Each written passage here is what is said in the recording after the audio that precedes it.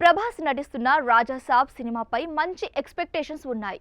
బాహుబలి తర్వాత ప్రభాస్ చేస్తున్న most entertaining movie ఇది.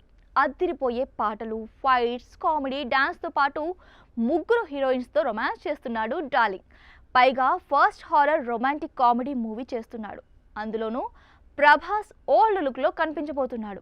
ఇప్పటికే రివీల్ అయిన ఫస్ట్ లుక్ పోస్టర్స్, గ్లింప్స్‌కు సూపర్ రెస్పాన్స్ వచ్చింది.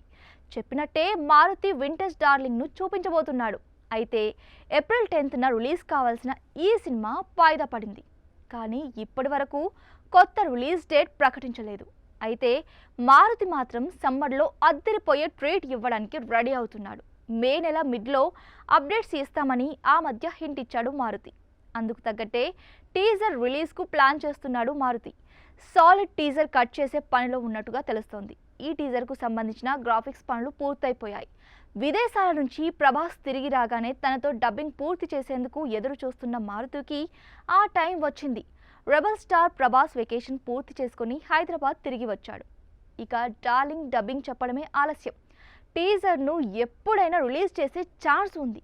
ఇక షూటింగ్ చివరి దశలో ఉన్న ఈ సినిమా ఈ ఏడాదిలోనే థియేటర్స్లోకి సందడి చేయనుంది.